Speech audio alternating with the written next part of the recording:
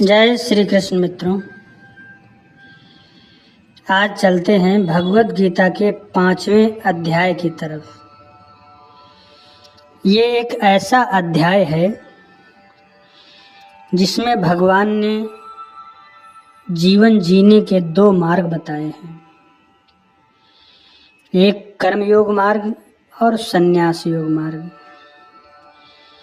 आइए सुनते हैं विस्तार से भगवान की वाणी। अर्जुन उवाच संन्यासं कर्मणां कृष्ण पुनर्योगं च संशसि यच्छ्रेय एतयोरेकं तन्मे ब्रूहि सुनिश्चितम्। अर्जुन बोले, हे कृष्ण, आप कर्मों के संन्यास की और फिर कर्मयोग की प्रशंसा करते हैं, इसलिए इन दोनों में से जो एक मेरे लिए भली भांति निश्चित कल्याणकारक साधन हो उसको कहिए। श्री भगवानुवाच संन्यासः कर्मयोगश्च निःश्रेयस्य करावुभौ तयोस्तु कर्म संन्यासात् कर्मयोगो विशिष्यते। श्री भगवान बोले, कर्म संन्यास और कर्म योग ये दोनों ही परम कल्याण के करने वाले हैं, परंतु उन दोनों में भी कर्म संन्यास से कर्म योग साधन सुगम और सरल होने की वजह से श्रेष्ठ है। भगवान ये कहते हैं कि दोनों मार्ग परमात्मा को मिलाने वाले हैं, लेकिन संन्यास योग कठिन होने की वजह से और कर्म योग सरल होने की वजह से इन दोनों में कर्म योग मार्ग बेहतर है। ज्ञेयः स नित्य सन्न्यासी यो न द्वेष्टि न कांक्षति निर्द्वन्द्वो हि महाबाहो सुखं बन्धात् प्रमुच्यते। हे अर्जुन, जो पुरुष न किसी से द्वेष करता है और न किसी की आकांक्षा करता है, वह कर्मयोगी सदा सन्यासी ही समझने योग्य है, क्योंकि राग द्वेषादि द्वंद्वों से रहित पुरुष सुखपूर्वक संसार बंधन से मुक्त हो जाता है। भगवान कहते हैं, जो पुरुष न किसी से बैर रखता है न किसी से दोस्ती रखता है, सिर्फ अपने कर्म को लेकर जीवन में ईमानदारी और कर्तव्य निष्ठा को रखते हुए चलता है, वह सुखपूर्वक इस संसार बंधन को पार कर जाता है। सांख्ययोगो पृथक् बालः प्रवदन्ते न पंडिताः एकमप्यस्थितः सम्यक् उभयोर्विन्द्यते फलम्। उपयुक्त संन्यास और कर्मयोग को मूर्ख लोग पृथक पृथक फल देने वाले कहते हैं, न कि पंडित जन, क्योंकि दोनों में से एक में भी सम्यक प्रकार से स्थित पुरुष दोनों के फलस्वरूप परमात्मा को प्राप्त होता है। यहाँ भगवान ये कहते हैं कि संन्यास मार्ग और कर्म मार्ग को कुछ लोग कहते हैं कि इनके फल अलग अलग होते हैं, लेकिन भगवान उनको मूर्ख कह रहे हैं। भगवान कहते हैं कि दोनों मार्गों में एक प्रकार से कोई एक मार्ग को चुनकर अच्छी प्रकार से उसका निर्वहन करते हुए व्यक्ति चलता है तो वो एक ही परमात्मा को प्राप्त होता है, चाहे वह संन्यास योग में हो चाहे वो कर्म योग में हो। यत् सांख्ये प्राप्यते स्थानं तद्योगैरपि गम्यते, एकं सांख्यं च योगं च यः पश्यति स पश्यति। ज्ञान योगियों द्वारा जो परम धाम प्राप्त किया जाता है वह कर्म योगियों द्वारा भी वही प्राप्त किया जाता है। इसलिए जो पुरुष ज्ञान योग और कर्म योग को फल रूप में एक देखता है वही यथार्थ देखता है। यहाँ पर भगवान ये कहते हैं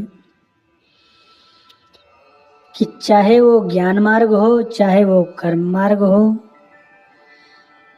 व्यक्ति एक ही ब्रह्म को प्राप्त होता है और इन दोनों मार्गों को फल रूप में एक देखता है,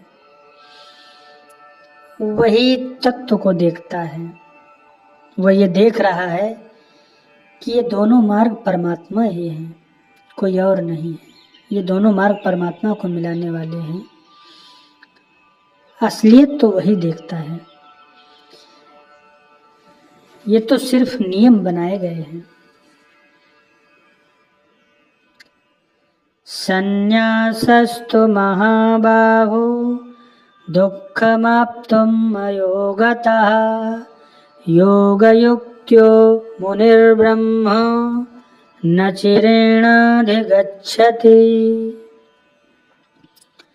परंतु हे अर्जुन, कर्म योग के बिना संन्यास अर्थात मन, इंद्रिय और शरीर द्वारा होने वाले संपूर्ण कर्मों में कर्तापन का त्याग प्राप्त होना कठिन है और भगवत स्वरूप को मनन करने वाला कर्मयोगी परब्रह्म परमात्मा को शीघ्र ही प्राप्त हो जाता है। योगयुक्तो विशुद्धात्मा विजितात्मा जितेन्द्रियः, सर्वभूतात्मा भूतात्मा कुर्वन्नपि न लिप्यते। जिसका मन अपने वश में है, जो जितेंद्रिय है एवं विशुद्ध अंतःकरण वाला है और संपूर्ण प्राणियों का आत्मरूप परमात्मा ही जिसका आत्मा है, ऐसा कर्मयोगी कर्म करता हुआ भी लिप्त नहीं होता। भगवान कहते हैं कि जो व्यक्ति अपने मन को वश में किए हुए है उसको कर्म लिप्त नहीं करते हैं।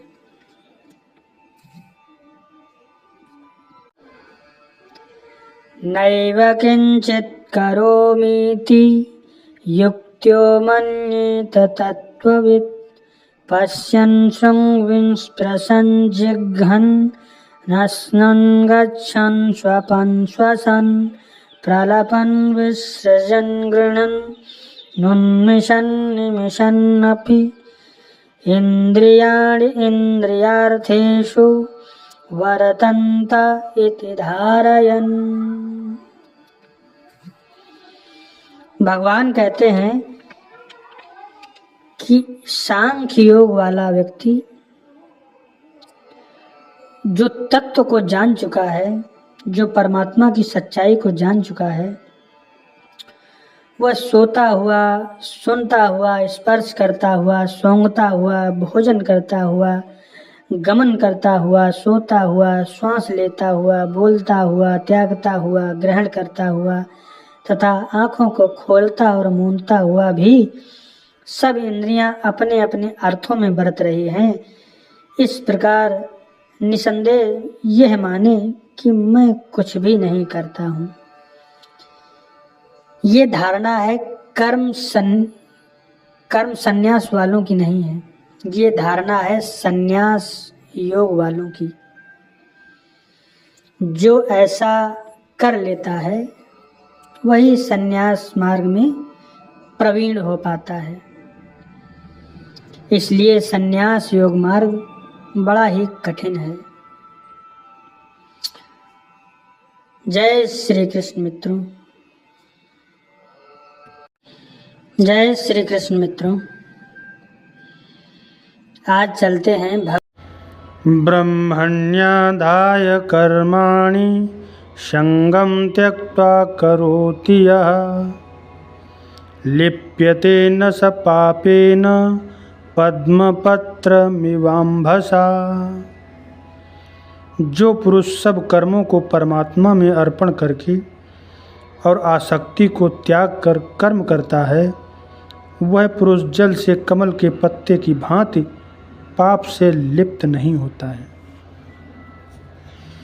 यहाँ पर भगवान ये कहते हैं कि अपने सभी कर्मों को परमात्मा का समझ करके जो व्यक्ति करता है तो वह पाप से लिप्त नहीं होता है, क्योंकि वो उसकी धारणा हो चुकी है कि ये पाप, ये कर्म मैं नहीं करता हूँ। तो जब वह कर्म नहीं करता है तो उसे पाप कैसे लगेगा। वह ऐसे दूर रहता है कि वो कर्म तो सारे करता है, लेकिन उसकी स्थिति तो ऐसी है जैसे जल में रहता हुआ कमल का पत्ता। पानी आता जाता है लेकिन वो कभी पानी में लिप्त नहीं होता है। कायेन मनसा बुद्धया कैवलैरिन्द्रियैरपि योगिनः कर्म कुर्वन्ति संगं त्यक्त्वात्मशुद्धये। कर्मयोगी ममत्व बुद्धि रहित केवल इंद्रिय, मन और बुद्धि और शरीर द्वारा भी आसक्ति को त्याग कर अंतःकरण की शुद्धि के लिए कर्म करते हैं। दोस्तों, जो व्यक्ति की स्थिति परब्रह्म में हो जाती है उसके लिए कोई कर्म नहीं होते हैं, लेकिन वो अपने आप को जांचने के लिए कि कहीं मेरे अंदर अहंकार तो नहीं आ गया, कहीं मेरे मन में कोई कामना या आसक्ति तो नहीं आ गई है, इसलिए वो कर्म करके और जांचते रहते हैं अपने आप को, अपने आप की शुद्धि करने के लिए कर्म करते रहते हैं। युक्तः कर्म फलं त्यक्त्वा शान्तिमाप्नोति नैष्ठिकीम् अयुक्तः कामकारेण फले शक्तो निबध्यते। कर्मयोगी कर्मों के फल का त्याग करके भगवत प्राप्ति रूप शांति को प्राप्त होता है और सकाम पुरुष कामना की प्रेरणा से फल में आसक्त होकर बंधता है। दोस्तों, बहुत छोटा सा फर्क है। एक ने कर्म के फल का त्याग कर दिया और एक ने कर्म फल की कामना कर ली। बस इतने में ही एक मुक्त है और एक बंधन में है। जैसे ताले की चाबी होती है ना, एक तरफ घुमा दो खुल जाता है, दूसरी तरफ घुमा दो बंद हो जाता है। बस उसी प्रकार जो कर्मों के फल की इच्छा रखते हैं वह बंधन में हैं, और जो कर्मों के फल की इच्छा नहीं रखते हैं वो मुक्त हैं।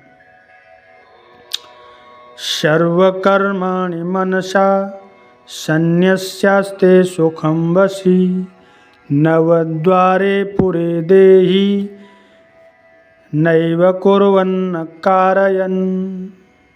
अंतःकरण जिसके वश में है ऐसा सांख्य योग का आचरण करने वाला पुरुष न करता हुआ और न करवाता हुआ ही नव द्वारों वाले शरीर रूप घर में सब कर्मों को मन से त्याग कर आनंद पूर्वक सच्चिदानंद घन परमात्मा के स्वरूप में स्थित रहता है। भक्तों, त्याग तो मन का है, शरीर का नहीं। इस 9 द्वारों वाले घर में सांख्य योग वाला मनुष्य मन से इन सब कर्मों के फल को त्याग कर आनंद पूर्वक उस परमात्मा के स्वरूप में स्थित हो जाता है। न कर्तृत्वं न कर्माणि लोकस्य सृजति प्रभो न कर्म फल संयोगम स्वभावस्तु प्रवर्तते। परमेश्वर मनुष्यों के न तो कर्तापन की रचना करते हैं और न कर्म फल के संयोग की रचना करते हैं, किंतु स्वभाव ही बरत रहा है, न कर्मों की रचना करते हैं। ये जो स्वभाव, जो प्रकृति होती है, यही सब करवाती है। सात्विक, राजसिक, तामसिक, ये 3 जो गुण हैं, त्रिगुणात्मक जो माया है, यही सब करवाती है। नादत्ते कस्यचित् पापं न चैव सुकृतं विभुः अज्ञानेनावृतं ज्ञानं तेन मुह्यन्ति जन्तवः। सर्वव्यापी परमेश्वर भी न किसी के पाप कर्म को और न किसी के शुभ कर्म को ही ग्रहण करता है, किंतु अज्ञान के द्वारा ज्ञान ढका हुआ है, उसी से सब अज्ञानी मोहित हो रहे हैं। भगवान सबके लिए बराबर हैं। उनका न तो कोई बैरी है, न तो कोई मित्र है। सबके शुभ और अशुभ कर्मों को सब जो करता है उन्हीं के हैं, लेकिन आँखों में अज्ञान का जो आवरण लगा है उसकी वजह से हम देख नहीं पाते हैं। उसी वजह से सब जितने भी अज्ञानी लोग हैं वो गलत धारणा रखते हैं। ज्ञानेन तो तदज्ञानम येषां नाशितमात्मनः तेषामादित्यवज्ज्ञानं प्रकाशयति तत्परम्। परंतु जिनका वह अज्ञान परमात्मा के तत्व ज्ञान द्वारा नष्ट कर दिया गया है, उनका वह ज्ञान सूर्य के सदृश उस सच्चिदानंद घन परमात्मा को प्रकाशित कर देता है। लेकिन जब वह आवरण परमात्मा के द्वारा खुलता है तो दोस्तों, जब परमात्मा की अकारण करुणा होती है तब वह अज्ञान का पर्दा हट जाता है और उसको परमात्मा की सच्चाई का पता चल जाता है, और उसके अंदर जब वह प्रकाश उत्पन्न होता है तो परमात्मा ही दिखाई देते हैं। तदबुद्ध्यस्तदात्मानस्तन्निष्ठात्तत्परायणः गच्छन्त्य पुनरावृत्तिं ज्ञाननिर्धूतकल्मषः। जिनका मन तद्रूप हो रहा है, जिनकी बुद्धि तद्रूप हो रही है और सच्चिदानंद घन परमात्मा में ही जिनकी निरंतर एक ही भाव से स्थिति है, ऐसे तत्परायण पुरुष ज्ञान के द्वारा पाप रहित होकर अपुनरावृत्ति को प्राप्त होते हैं, अर्थात परम गति को प्राप्त होते हैं। दोस्तों, जब व्यक्ति परमात्मा का अनन्य भक्त हो जाता है तब उसे ज्ञान भी प्राप्त हो जाता है, और उस ज्ञान को प्राप्त करके वह पाप रहित होकर फिर इस संसार में न आने वाली वृत्ति से दूर हो जाता है, अर्थात परम गति को प्राप्त हो जाता है। इस आने जाने वाली वृत्ति से हमेशा के लिए उसका छुटकारा हो जाता है।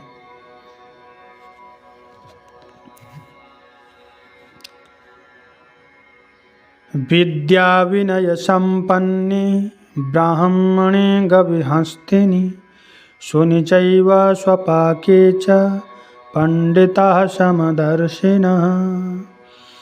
वे ज्ञानी जन विद्या और विनय युक्त ब्राह्मण में तथा गौ हाथी कुत्ते और चांडाल में भी समदर्शी होते हैं। यहाँ पर भगवान कहते हैं कि जो व्यक्ति ज्ञानी हो जाता है वह सब में एक ही परमात्मा को देखता है, सबको समभाव से देखता है। नमस्कार मित्रों, यहीं पर विराम देते हैं वाणी को। भक्तों, आप मेरे चैनल को सब्सक्राइब कर दीजिए, शेयर कर दीजिए